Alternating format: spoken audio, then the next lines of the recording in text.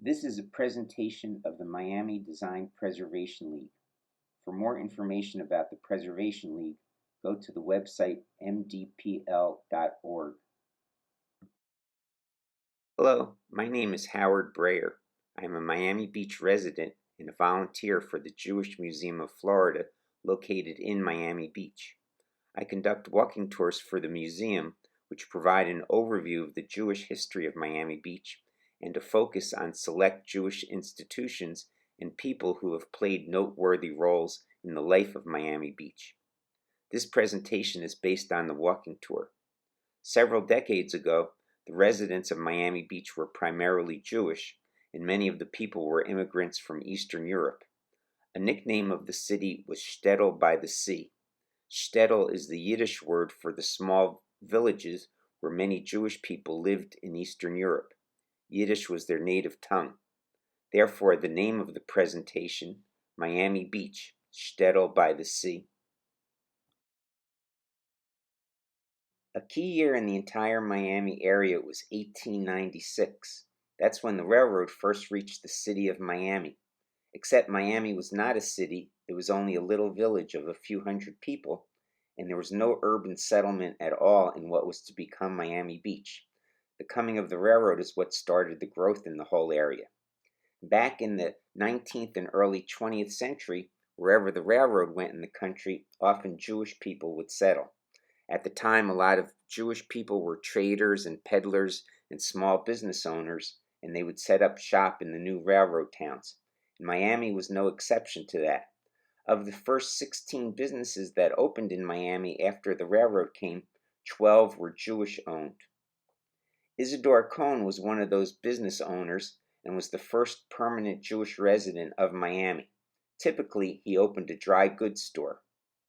Miami Beach developed somewhat later, starting slowly in the 1910s, picking up pace in the 20s, and the population really exploded in the 1930s. The first Jewish residents of Miami Beach were Joe and Jennie Weiss. They were Hungarian immigrants who first lived in New York and moved to Miami Beach in 1913. They opened a business which still exists to this day, one that many of you may have heard of, Joe's Stone Crab Restaurant, which is Miami Beach's oldest and probably best known restaurant. Many famous people have eaten there over the years.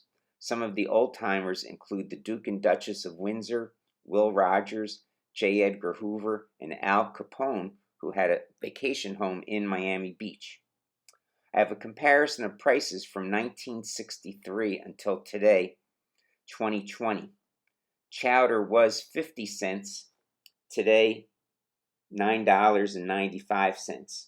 Stone crabs were $3.25, today $56.95, and ice cream was 40 cents, today $7.95. So the total cost of that meal back in 1963 was $4.15, today $74.85. In the early days of Miami Beach, in the 1910s and early 1920s, most of the land of the city was owned by 3 different real estate companies. One was Alton Beach Realty, headed by the key developer in Miami Beach history, Carl Fisher. A second was the Miami Beach Improvement Company, headed by John Collins, who turned in the 1910s from farming to real estate development. For the most part, both of these companies didn't sell plots of land to Jewish people because of anti-Semitism. Only the third company, Ocean Beach Realty, sold to Jewish people. It was headed by 2 brothers, J.E. Lummus, pictured here, and J.N. Lummus. They owned the land south of 5th Street near the southern tip of Miami Beach. So in the city's early years, the still small Jewish population was concentrated in that area. By the way, J.N. Lummus was the first mayor of Miami Beach beginning in 1915. There were also other forms of discrimination against Jewish people, especially in the city's early years. Some hotels didn't allow Jewish guests. Some clubs didn't allow Jewish members. On the left is a real estate ad that says in part, "Those that want the best things out of life buy houses and plots in our restricted developments." Restricted meant no Jewish or black people. On the right is a hotel ad that says catering to a Gentile clientele. But I think it's equally important to note that even though there was some discrimination against Jewish people both in Miami and Miami Beach, both cities were more open to Jewish development and settlement than many other new resorts and towns that were popping up in the southern part of the country early in the 20th century. By the mid-1920s, there were about 25 Jewish families in Miami Beach, so you can see we're still talking small numbers. The first congregation was formed in the city in 1927, Beth Jacob, which means House of Jacob. It was an Orthodox congregation, the most observant branch of Judaism. For 2 years, the congregation met in various buildings in the southern end of the city. The first high holiday services that year were held at the Sea Breeze Hotel at 4th Street and Collins Avenue. Neither the building nor the hotel still exist. Then in 1929, the congregation erected this building, the first long-term synagogue on Miami Beach at 3rd Street and Washington Avenue. Today it's part of the Jewish Museum of Florida. In the 1930s, Jewish people started to get more influence in the city, moving into professional positions, becoming hotel developers and owners, and opening many retail establishments. By 1940, Miami Beach was about 20% Jewish, quite a high figure. The Jewish population in the country at the time was only 3%. Miami Beach elected its first Jewish city councilman in 1934. His name was Baron de Hirschmeyer. It elected the first of its 17 Jewish mayors in 1943. His name was Mitchell Wolfson. Pictured here is Washington Avenue, which became the main shopping street in South Beach. To give you a feel for that era, some of the businesses located in the area included Thaler Brothers Bakery, Reisman's Delicatessen, Gutman and Beta Kosher Meats, Sunshine Kosher Market, Stone's Market, Alfred Eisman Bathing Suits, Hoberger's Photo Shop, and S.J. Friedman Jewish Bookstore. During World War II, which for America began in 1941, Miami Beach became a large Army training facility for the Army Air Corps. There was no separate Air Force at the time. About 500,000 troops passed through the city. There was no actual Army base. The troops were housed in the city's hotels and apartment buildings and used the city's streets, golf courses, polo fields, and beach to train on. The Air Corps had an outsized number of Jewish soldiers. Pictured here is a Passover Seder held for the troops at Congregation Beth Jacob. After the war, there was a large increase in the population in the Miami area. The increase was driven by what's called the 3 A's. The first A was the Army. Of course, many of the troops enjoyed their time here. They might have been here in midwinter when it was 75 degrees in Miami Beach. Back home in New York or Chicago, it might have been 25 degrees. So after the war, many of the troops returned with their families, either as vacationers or working residents or eventually as retirees. The second A was airplanes. Airplane travel became much more widespread after the war, bringing all of Florida much closer to the rest of the country. The third A, I think, was the most important, air conditioning. It was a rarity before the war, but became much more common afterwards and opened up the entire southern portion of the country to increased development. Miami Beach shared in the general increase in population. In Miami Beach, the increase was comprised primarily of Jewish people. By 1950, Miami Beach was about 50% Jewish. The peak of the Jewish population was in the 1960s and 70s. In that era, Miami Beach as a whole was about 60% Jewish, South Beach about 80%. People were primarily from large northern cities, especially New York. Also mixed in were Holocaust survivors and, after 1959, some of the 15,000 to 20,000 Jews who fled Cuba when Castro took over. There was much less discrimination after the war. In 1949, Miami Beach enacted a law that banned signs indicating discriminatory practices based on race or religion. A business could still discriminate, but it just couldn't advertise that it was doing so. It doesn't seem like much now, but at the time it was seen as a major advancement. The federal civil rights legislation of 1964 ended most forms of discrimination based on religion. You might ask, why did Miami Beach and Miami become so heavily Jewish? Here are several thoughts. As I mentioned earlier, in the 1930s, Jewish people started owning hotels in Miami Beach. As you would expect, they encouraged Jewish people to be their guests, but they also actively encouraged Jewish people to move to Miami Beach and reside permanently. Next, Jewish institutions such as synagogues and Jewish cemeteries already existed in the Miami area before World War II, and there was access to kosher food. So when the larger numbers came after the war, if they were looking for these sorts of Jewish amenities, they would go to where it already existed. Also, and this pertains primarily to the immediate post-war years, many of the people coming from the north still lived in heavily Jewish neighborhoods and may have felt more comfortable around other Jews. So in that sense, there was a snowball effect.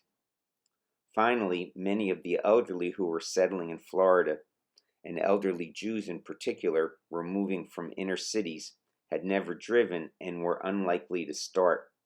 Miami and Miami Beach were two of the rare areas in Florida where one could live comfortably without a car. There was a thriving Yiddish-speaking community in Miami Beach after the war. Many of the people who came here were immigrants from Eastern Europe from early in the 20th century, and Yiddish was their native tongue. There was Yiddish theater, singing groups, political groups, radio programming, and access to multiple Yiddish language newspapers.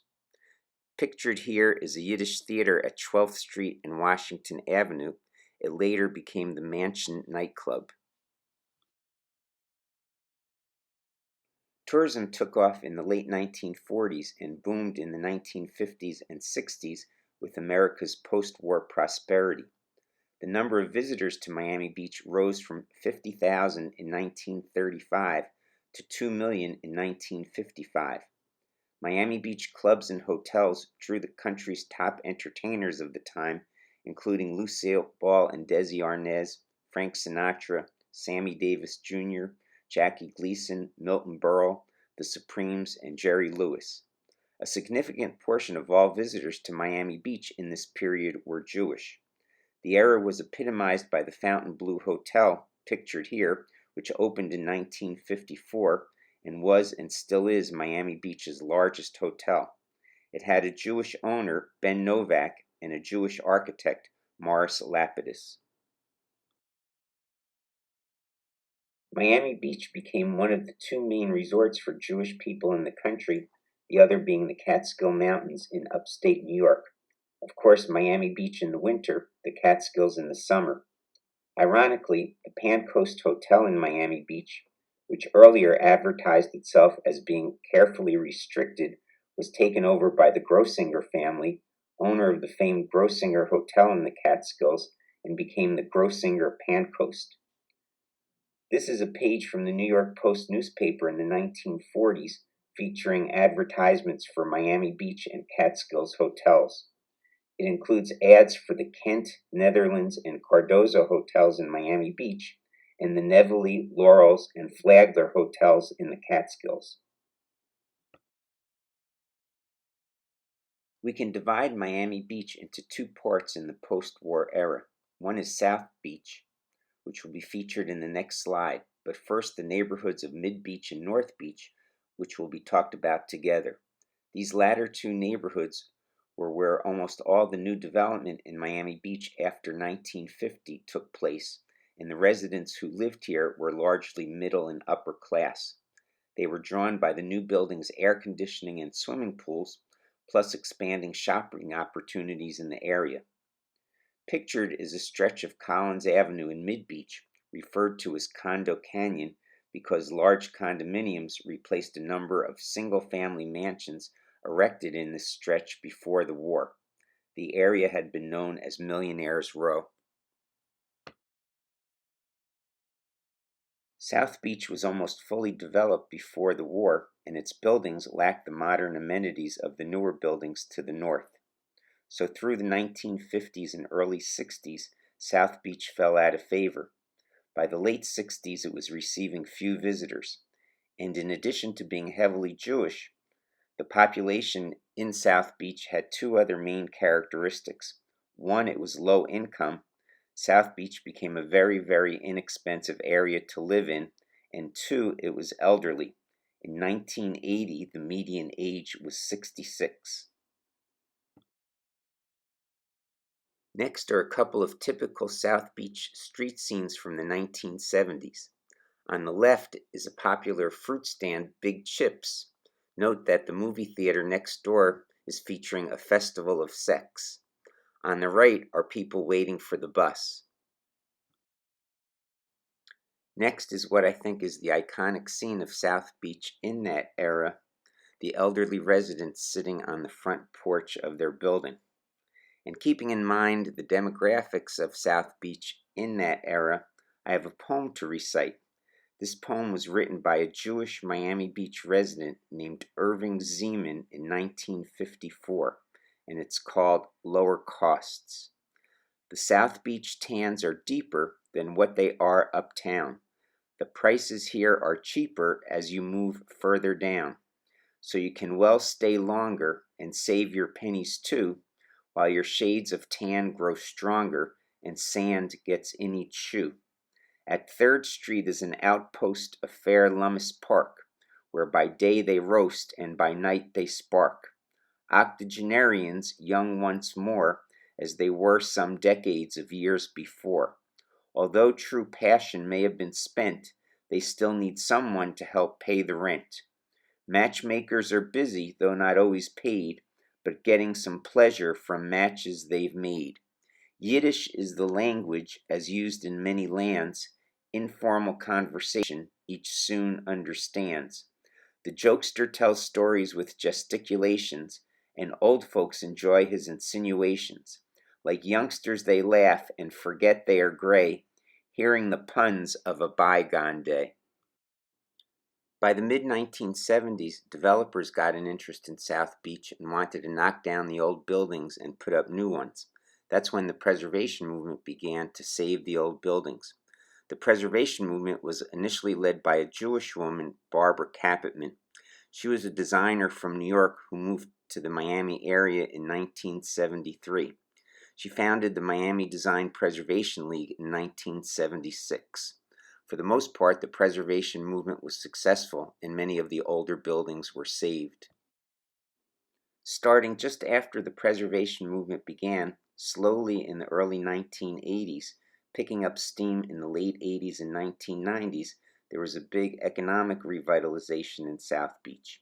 It was very successful, so now once again, all of Miami Beach, including the South Beach neighborhood, is a highly desirable place to live or to visit. One of the key players in the economic revitalization was a Jewish businessman, a developer named Tony Goldman. He was also originally from New York and first visited the Miami area in the mid-1980s. He eventually purchased and renovated a total of 18 hotels in Miami Beach. 18 was no accident. It's the numerical value of the Hebrew word chai, which means life. He later had a hand in the redevelopment of the Wynwood neighborhood in Midtown Miami. While all that was going on, there was a tremendous change in the population of Miami Beach. Today, the city is about 15% Jewish, high by national standards, but low by Miami Beach historic standards. On average, the population is much wealthier, it's an expensive place to live rather than an inexpensive place, and much younger. The median age here now is 39, quite a difference from the 66 of just a few decades ago. Two things happened to the people that were living here. One, by the 1980s and 90s, they were passing away in large numbers due to their age. Two, as this became an expensive neighborhood, many of the people couldn't afford to live here any longer and had to move away.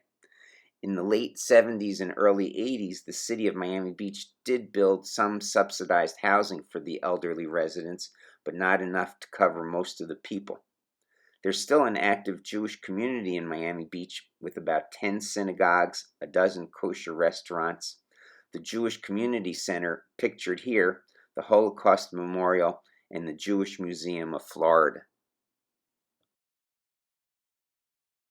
Now moving into the second part of the presentation, a look at noteworthy Jewish people and institutions in Miami Beach history that don't fit into a neat timeline.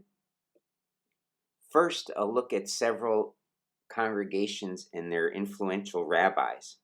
In the very late 1930s and early 1940s, a group of people broke away from Congregation Beth Jacob and formed what eventually became the Miami Beach Jewish Center, the first conservative congregation in Miami Beach.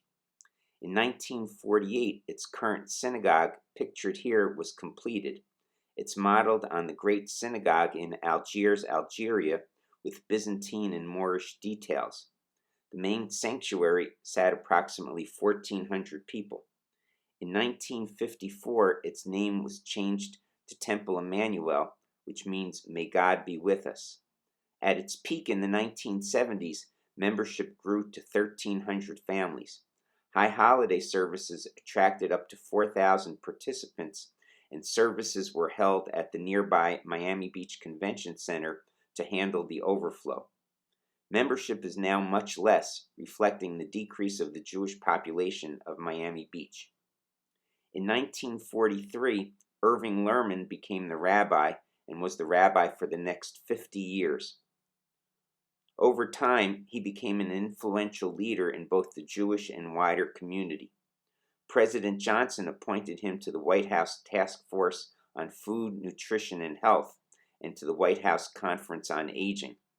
He was an active supporter of Israel and a national and international spokesman for Judaism and Jewish causes.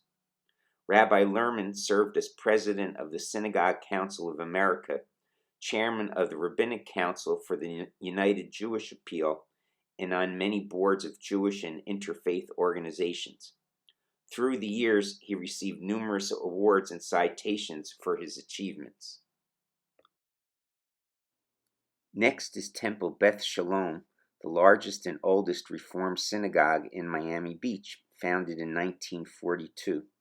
Its spiritual leader from 1944 until 1984 was Rabbi Leon Kronish, a leader of Reform Judaism in America. He was actively involved in both the Zionist movement and the American Civil Rights movement. You probably recognize this building from earlier in the presentation, Beth Jacob Synagogue.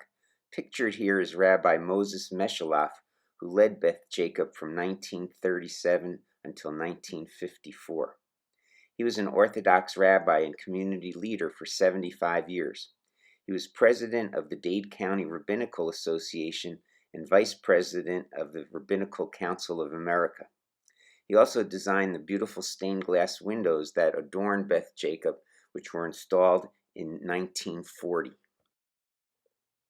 Pictured here is Congregation Beth Shmuel, also known as the Cuban Hebrew Congregation. It was founded in 1961 by several of the estimated 10 to 15,000 Cuban Jews who left Cuba and settled in South Florida after the 1959 revolution. The original name was the Cuban Hebrew Circle of Miami. It was an Orthodox congregation. In its early years, the congregation met at several sites in South Beach. A small synagogue was opened in 1975 at its present site on Michigan Avenue.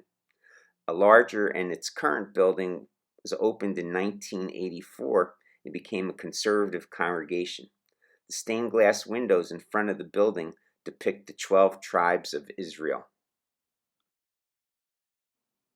Rabbi Alexander Gross founded the Hebrew Academy in 1947 as the first Orthodox Jewish day school south of Baltimore. Today it serves approximately 600 students from preschool through grade 12.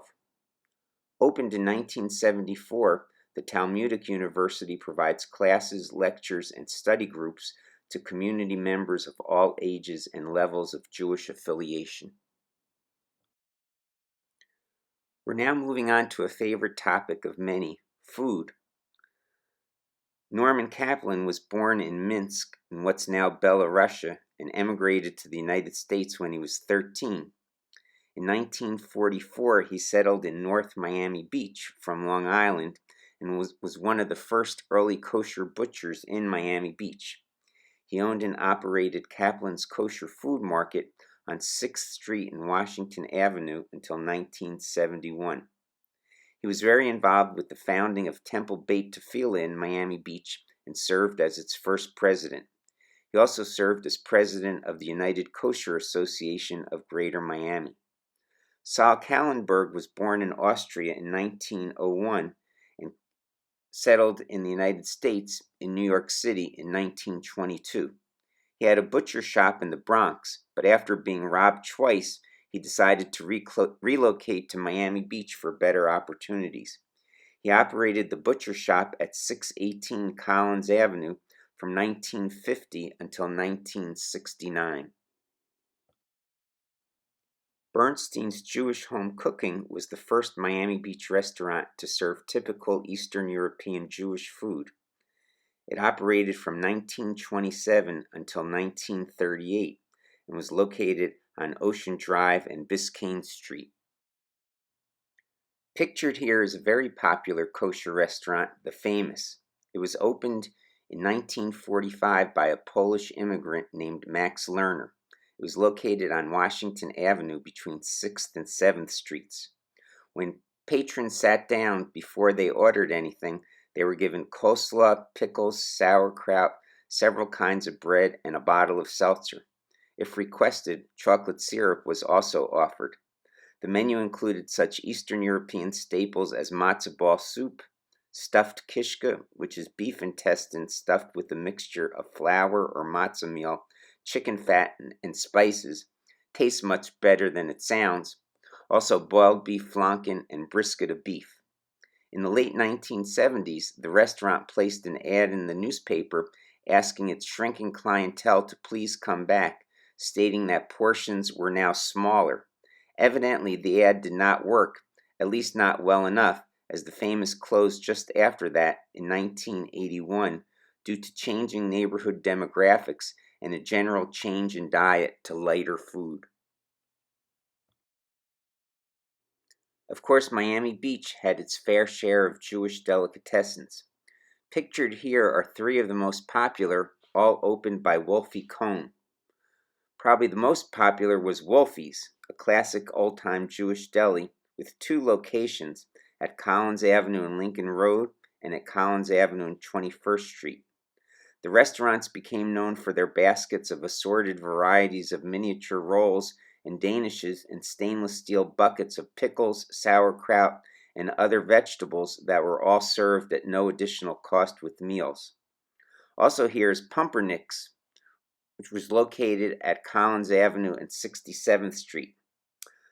A third deli, Rascal House, was actually in Sunny Isles at Collins Avenue and 172nd Street. It opened in 1954 and closed in 2008. The restaurant featured a sign that said, "The only thing that needs to come dressed is our chickens," meaning that dining was casual, not clothing optional. Cafeterias were also very popular. In 1947, Morris Himmelstein, who operated 6 Concord Cafeterias in New York City, followed his customers and opened an outlet at 1921 Collins Avenue in Miami Beach. It was the last of the cafeterias to close in 1983. Hoffman's Cafeteria opened in 1940 in a classic Art Deco building. Later, it became the Warsaw Ballroom, a popular gay club, and Jerry's famous deli. It's now a Senor Frog's. Moving on to architects, two of the most prominent architects who worked in Miami Beach were Jewish. First, we have Henry Hohauser, pictured here with his wife Grace. He was one of the two leading Art Deco architects who worked in the city. Here is his 1936 Congress Hotel. He also designed the Cardozo, Colony, and Park Central hotels. He was ranked as one of the most 100 influential people in South Florida history by the Miami Herald. The second architect we have here is Morris Lapidus. He was a Jewish-Ukrainian immigrant based in New York. He designed over 1,000 buildings during a career spanning more than 50 years.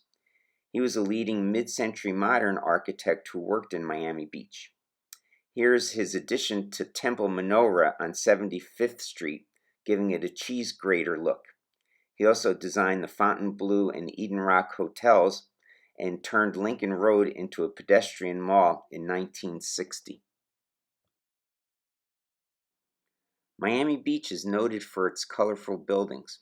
When the older Art Deco buildings were first erected, they were painted primarily neutral colors. That change is largely due to the efforts of one man, a designer, Leonard Horowitz, who was heavily involved in the early days of the preservation movement in Miami Beach.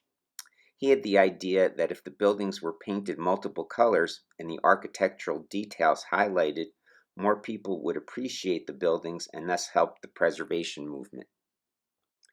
In the 1980s, he oversaw the painting of many buildings. He used a specific color palette pictured here. The very first building that Horowitz oversaw the painting of was Friedman's Kosher Bakery at 7th Street and Washington Avenue. We can see the before, all white, and the after with a great pop of colors. Moving on to hotels, we have the Nemo Hotel, which was the first of many kosher hotels in Miami Beach. A kosher hotel means it serves kosher food to its guests. It was located at 1st Street and Collins Avenue and opened in 1922. The building now is the home of the Prime Fish restaurant owned by the Jewish businessman Miles Shefitz. Also pictured here is the Alamac Hotel, another kosher hotel which opened in 1934 on Collins Avenue at 13th Street. It was owned by the Jacobs family, who also owned several kosher hotels in New York and New Jersey. The picture here is a meeting of the Young Men's Hebrew Association in 1938. Today there are no more kosher hotels remaining in Miami Beach. The last full-time kosher resort was the Saxony Hotel, which closed in 2005. Pictured here are two more hotels that had a heavily Jewish clientele in the mid-decades of the 20th century. First, the Eden Rock, which opened in 1955. It was a great rival to its neighbor, the Fontainebleau, which had opened a year earlier in 1954. Next is the Colonial Inn, which was located in what was called Motel Row in Sunny Isles. It was a 30-block stretch of motels catering to a middle-class clientele in the 1950s, 60s, and 70s. The larger hotels further south, such as the Eden Rock, drew in more upscale guests. I've picked the Colonial Inn to display because in the 1960s and early 1970s, my family would spend many Passovers at the Colonial Inn driving down from New Jersey. From the mid-1930s until 1950, illegal gambling thrived in Miami Beach hotels. Much of it was the illegal bets placed on horse racing through bookies working at the hotels. At its peak in the late 1940s, up to 200 Miami Beach hotels featured gambling. There's an anecdote that in the late 40s, one could walk up and down Collins Avenue and continuously hear racing results from radios playing in hotels along the way. In 1944, the S&G Gambling Syndicate, established by 5 Jewish bookmakers, was formed.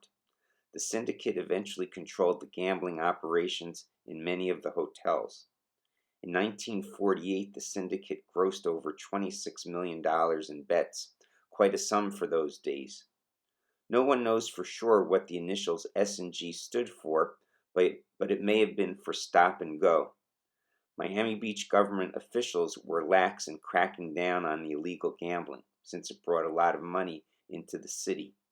When there was any sort of government law enforcement, the bookies had to temporarily stop operations. When the government looked the other way, operations could go on. Melvin Richard was one of the first Jewish lawyers to practice in Miami Beach. He was eventually a Miami Beach municipal judge, councilman, and mayor. While a councilman in the late 1940s, he focused on ending the illegal gambling. He played a large part in persuading the U.S. Senate Crime Investigating Committee, headed by Senator Estes Kefauver of Tennessee, to come to Miami and hold hearings on the operations of the S&G. These hearings led to the downfall of the syndicate and put an end to much, though not all, of the illegal gambling in Miami Beach.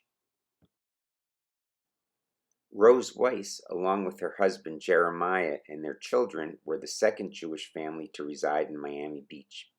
They moved to Miami Beach from New York in 1919. On the left, she is standing in front of their residence at 221 Collins Avenue. Rose came to be known as the mother of Miami Beach. Among other things, she designed the official flag of the city in 1950, pictured here. She attended every city council meeting over a period of 38 years. She coined the official motto of the city, which is no longer in use, "Forward with Caution," which, by the way, is right up my alley. She was the volunteer head of the city's welfare department before it was a paid position, and during World War II, she raised more funds selling war bonds than any other woman in the state of Florida. Turning to sports, Miami Beach's well-known Fifth Street boxing gym was opened in 1950 by two brothers, Chris and Angelo Dundee. You might recognize the name Angelo Dundee. He was a famous boxing trainer whose most famous trainee was Muhammad Ali. Ali did much of his training at the Fifth Street Gym and won the heavyweight championship for his first time in Miami Beach. He defeated Sonny Liston in February 1964. While he was training for the fight early in '64, the Beatles were on their first trip to America. They visited only 3 cities, New York, Washington, D.C., and Miami Beach. While in Miami Beach, they made a visit to the gym, pictured here. So far, I've mentioned 7 people in connection with the gym: the 2 Dundees, the 4 Beatles, and Ali. None of them were or are Jewish. However, there is a Jewish connection to the gym: Benjamin "Evil-Eye" Finkel. He moved to Miami Beach in 1938 and lived in the city until he passed away in 1978. He had 2 careers, both based out of the Fifth Street Gym. His first career was as a boxer, but he only had a few fights. His boxing career did not amount to anything. He's more noted for his second career. And it was said that what Babe Ruth was to baseball, Caruso was to opera, and Charlie Chaplin was to the movies, Evil-Eye Finkel was to the hex. For a total of $50 to $300 per fight, Evil-Eye would be hired by a boxer to put a hex, or a spell, on his opponent. He also used his powers for baseball games and horse racing. There was a big article in Sports Illustrated magazine about Evil-Eye in the early 1970s. Sports Illustrated called him a boxing legend, a rascal who mixed 2 parts voodoo with 1 part fraud and lurched through life unburdened by honest labor. Stanley "Skip" Bertman grew up in Miami Beach. His father was a maitre d' at Wolfie's, and his mother owned a women's clothing store on Lincoln Road. Skip played football and baseball for Miami Beach High in the 1950s. He was the Miami Beach High School baseball head coach from 1965 to 1975. His teams won a state championship and were runner-up twice. He was also the head baseball coach at Louisiana State University from 1984 until 2001. His teams won 5 college baseball championships, and he was named College Baseball Coach of the Year 5 times. I mentioned earlier that a substantial number of Holocaust survivors settled in the Miami area. The Holocaust Memorial, Miami Beach, was conceived in 1984 by a committee of Holocaust survivors as a memorial to the memory of the 6 million Jewish victims of the Holocaust. It opened to the public in February 1990 with Nobel laureate Elie Wiesel as the guest speaker at the dedication ceremonies. The memorial was designed by Kenneth Treister. The centerpiece of the memorial is the sculpture of Love and Anguish, an outstretched arm tattooed with a number from Auschwitz rising from the earth, the last reach of a dying person. Each visitor will have their own interpretation. Some see despair, some see hope, some see the last grasp for life. To conclude the presentation, a look at 4 Miami Beach cultural organizations founded by Jews.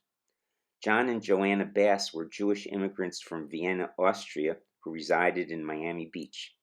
As president of the Fajardo Sugar Company of Puerto Rico, John Bass was also an amateur journalist, artist, and composer of published music. He collected both fine art and cultural artifacts.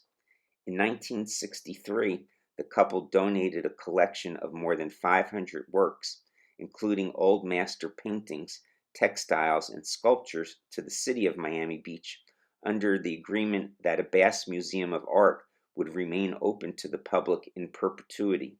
John Bass directed the museum from its founding in 1964 until his death in 1978. The Bass now focuses on temporary exhibitions of international contemporary art. In addition, a selection of works from the original Bass collection are displayed. In 1987, Michael Tilson Thomas founded the New World Symphony in Miami Beach, an orchestral academy for gifted young musicians whose mission is to prepare highly gifted graduates of distinguished music programs for leadership roles in orchestras and ensembles around the world. He is the Academy's artistic director.